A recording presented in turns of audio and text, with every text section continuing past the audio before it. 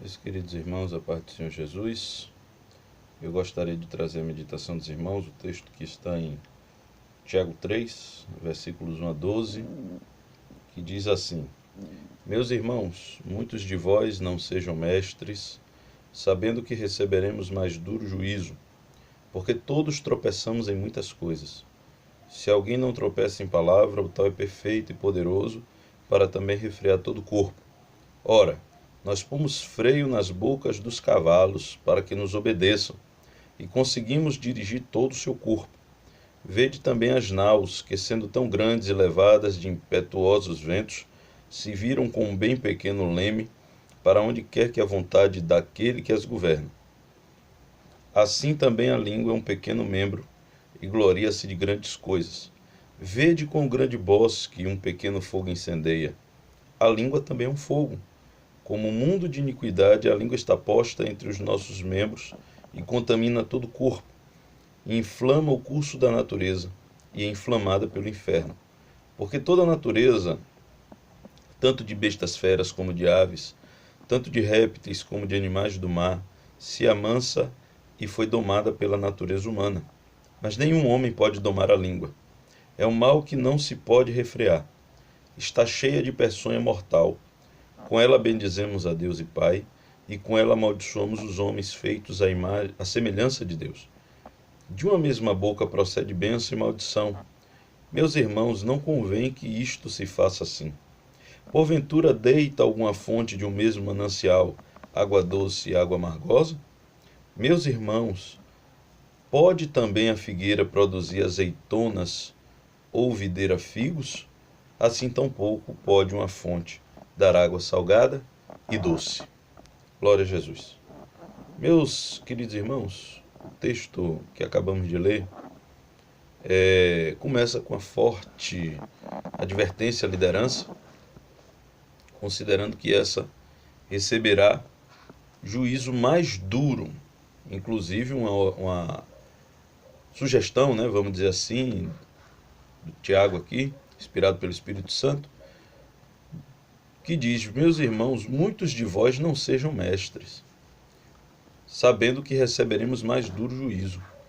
Então, o primeiro aspecto aqui que devemos considerar é que esse texto ele está também direcionando a que muitos não tenham aquela ansiedade por ocupar a liderança na igreja, não tenham aquele desejo desenfreado de abrir ministério, não tenham aquele ímpeto, aquela obsessão por ser pastor. Entenda isso, irmãos. Aqueles que ocupam posição de liderança receberão mais duro juízo. Isso é bíblico. Não é uma coisa também que devamos desprezar. A Bíblia diz que se alguém deseja o episcopado, uma excelente obra deseja. Mas o texto está dizendo e nos fazendo compreender a palavra do Senhor no seu texto, no seu contexto aqui, nos faz compreender que é melhor esperar o tempo de Deus.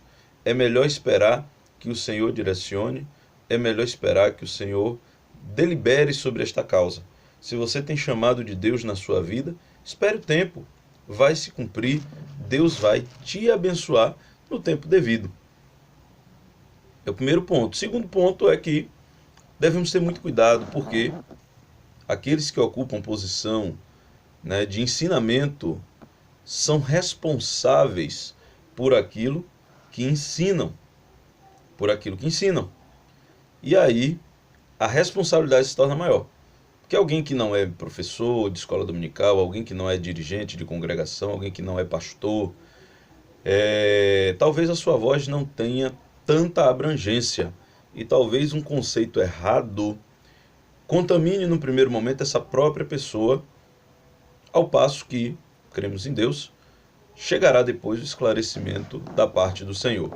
Porém, aquelas pessoas que falam para muita gente, aquelas pessoas que ensinam numa classe, que lideram um grupo, que dirigem uma congregação, que pastoreiam um campo eclesiástico, essas pessoas falam para muita gente. Se essas pessoas estiverem enganadas naquilo que ensinam, induzirão muitos outros também ao erro. É isso que é necessário ser compreendido aqui, né? Então, a responsabilidade de quem ensina é muito grande e o juízo será mais duro. Isso é bíblico, né? Em seguida, o texto traz uma forte exortação sobre o uso da língua, uma vez que o crente deve manter-se sujeito ao Espírito Santo e controlar aquilo que fala. O que falamos, irmãos, procede do nosso coração, e isso denuncia o nosso estado espiritual. Será que um cristão maduro, um cristão sarado, ele será ao mesmo tempo murmurador, blasfemador, o ensinador de heresias ou ainda profano? Aí é o que o texto no versículo 11 pergunta.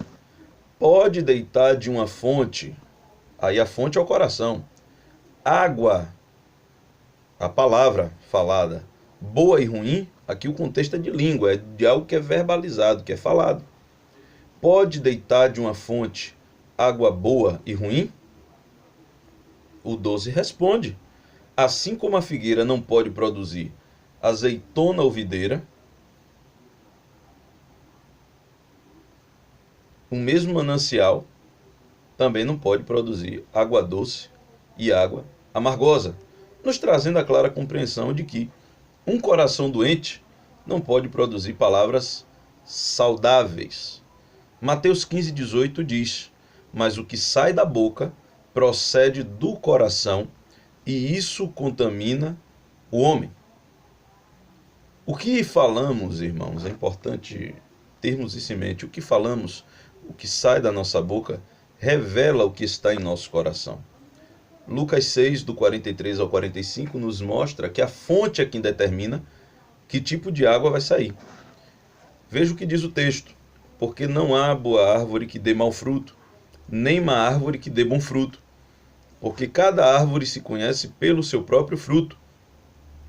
Pois não se colhem figos dos espinheiros, nem se vindimam uvas dos abrolhos. O homem bom, do bom tesouro do seu coração tira o bem, e o homem mau, do mau tesouro do seu coração tira o mal, porque da abundância do seu coração fala a boca. O que sai é o que contamina. Mateus 15:11 diz, o que contamina o homem não é o que entra na boca, mas o que sai da boca. Isso é o que contamina o homem. O 18, nós já lemos, mas não custa repetir. Mas o que sai da boca procede do coração, e isso contamina o homem. Então veja, o que sai da boca revela o que está no coração. O que sai da boca é aquilo que contamina, por quê? Porque revela o que está no coração. Falamos daquilo que está em nosso coração, sem exceção alguma, irmãos. Mateus 12:34 diz, raça de víboras, como podeis vós dizer coisas boas, sendo maus? Pois do que há em abundância no coração, disso fala a boca. Então, se há peçonha, se há veneno no coração, isso será refletido nas palavras. Isso será refletido naquilo que nós falamos. E se fosse, ou se for necessário dar um título a essa meditação, o título que eu gostaria de dar é Pecando com a Língua. Como é que podemos desagradar a Deus com a nossa boca? Como é que podemos desagradar a Deus com aquilo que falamos? Um exemplo é a murmuração e a discussão. Filipenses 2,14 diz, fazei todas as coisas sem murmurações nem contendas. Aqui nós temos duas situações em que o cristão pode pecar pelo mau uso da língua. Uma é murmuração, que significa resmungo, desprazer secreto não declarado abertamente. A murmuração é também um debate secreto em que o principal personagem não está presente. Veja isso, irmão, veja a profundidade desse ensinamento. A murmuração é também um debate secreto em que o principal personagem não está presente. A palavra no grego para murmuração significa exatamente resmungo, desprazer secreto, não declarado abertamente. No dicionário da língua portuguesa, o murmurador é alguém que produz murmúrio. Murmurador é alguém que produz murmúrio. E o murmúrio é um som confuso, é um rumor surdo de muitas vozes juntas. É o som confuso de vozes baixas que mal se ouvem. É exatamente isso que o murmurador faz. Ele começa a cochichar com outros, a fazer reunião secreta, a produzir tudo por detrás. E geralmente o murmurador ele se levanta contra uma liderança constituída por Deus, né? E faz tudo na surdina. Observem que a figura do murmurador dificilmente aparece. A figura do murmurador dificilmente é percebida, é notada. O murmurador ele sempre age nos bastidores, ele provoca a confusão, ele provoca o problema e depois ele sai. E às vezes até ele sai com moral, né? Com moral elevada, e a pessoa está sendo traída e nem percebe. Às vezes o pastor, o dirigente da congregação, o professor, o líder do departamento está sendo traído. O murmurador está fazendo todo o enxame por detrás e está ao lado dele. E ele, às vezes, demora de perceber. A outra situação aqui, que é condenada no texto de Filipenses 2,14, são as contendas. Contenda, no grego dialogismos, é pensamento, opinião. E aí parece um contrassenso. Irmão, não é para eu ter opinião? Irmão, não é para eu pensar, não é para eu opinar, não é para eu participar. Veja o contexto, queridos. É como aqui, quando uma pessoa questiona baseada em suas próprias opiniões. Então, o cristão ele promove contendas com a sua língua quando ele discute, ele argumenta, ele opina alheio à palavra de Deus. Então, o dialogismo aqui pode ser compreendido como um pensamento fora da Bíblia. E hoje nós temos visto pessoas opinando muito, inclusive até supostos teólogos. Falo isso, não me coloco como teólogo, mas que tem falso profeta, tem, isso é bíblico. E nós estamos vendo aí muitos falsos profetas com argumentos extrabíblicos, desfazendo a teologia bíblica, desfazendo ensinamentos bíblicos. E muitas vezes os pastores nos ensinam dentro da palavra, mas o contendeiro argumenta fora da palavra. Não tem muitos dias nós nos deparamos com uma teologia muito estranha, uma teologia que ensina que não foi Jesus quem multiplicou os pães e os peixes. E é um argumento que parece, num primeiro momento, parece coerente, mas não tem coerência, porque é extrabíblico. O argumento, segundo os entendedores dessa tese, é um argumento de que Jesus deu os pães e os peixes na mão dos apóstolos e eles promoveram o milagre. Claro que o milagre no nome de Jesus. A tese seria de que nós somos agente de milagre e, portanto, Jesus vai nos dar a ferramenta e vai dizer, se vira. E à medida que você se vire, o milagre acontece. Parece até um bom argumento. Mas, sobre a multiplicação de pães e peixes, em João 6, versículo de número 14, nós vamos ver quem fez o milagre. Está escrito aqui, vendo, pois, aqueles homens o milagre que Jesus tinha feito, diziam, este é verdadeiramente o profeta que devia vir ao mundo.